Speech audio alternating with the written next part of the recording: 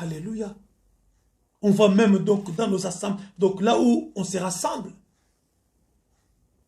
Hein? De là où on se rassemble, on s'assemble, on voit des jeunes filles qui viennent, donc, surtout en été. Mais c'est catastrophique.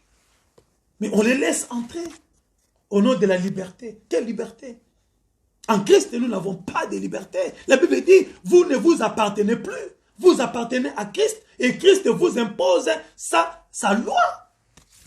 Vous impose sa vision. Dans une royauté, il n'y a pas de démocratie, il n'y a pas de liberté. Nous sommes donc dans le royaume de Dieu et nous dépendons de Dieu. Nous faisons ce que Dieu nous demande. Notre liberté se limite à dire j'adhère ou j'adhère pas. Comme lui-même il est dit, voici je mets devant toi la vie et la mort. C'est à toi de choisir. Tu as la liberté de choisir. Mais une fois que tu as choisi Christ, ta vie appartient maintenant à Christ. Paul nous le dit dans 1 Corinthiens.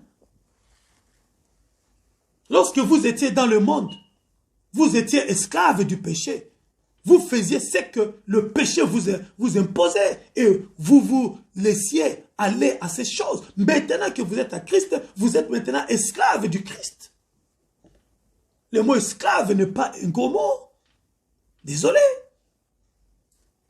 C'est tout simplement pour dire que vous appartenez maintenant à un chef à qui vous obéissez en tout et pour tout.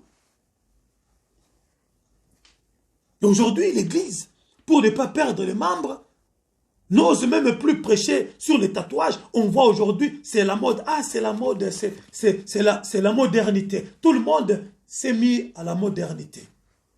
Si on demandait à tous les pasteurs donc de se déshabiller en public, de montrer leur corps, il y en a plein qui ont des tatouages. Lorsqu'il va en vacances, je ne sais pas où là, et il se lave torse, c'est là où on va le tatouer. Alors que la Bible nous en interdit.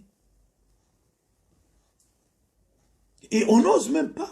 Un homme de Dieu me dira, ah non pasteur, tu sais, si on commence à enseigner ces choses-là, donc on sera trop radical et les membres vont fuir l'église. Alors, toi tu préfères entretenir des loups dans la bergerie que entretenir donc des brebis.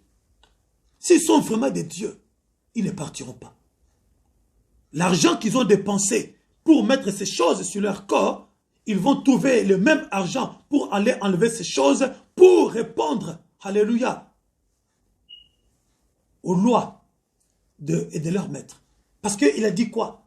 Mes brebis entendent ma voix et ils obéissent. Je les appelle, ils viennent. Je les prends, je sors avec eux, je les ramène dans la bergerie. C'est quoi? Ils entendent ma voix et ils obéissent. C'est-à-dire, lorsque je leur dis, faites ça, ils le font sans se poser des questions parce qu'ils savent que je suis le bon maître. Ce que je leur dis est bon pour eux. Et c'est que là où je les amène, alléluia, à un bon pâturage.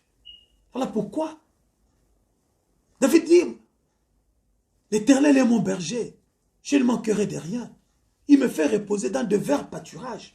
Il me dirige près des eaux paisibles. Il restaure mon âme. Il me conduit dans les sentiers de la justice à cause de son nom. Quand je marche dans la vallée de l'ombre de la mort, je ne crains aucun mal, car il est avec moi. Sa houlette et son bâton me rassurent. Gloire à Dieu. Défendre les valeurs divines, c'est un risque. Même les gens du monde, nous ne disons pas qu'ils ne risquent rien à rien.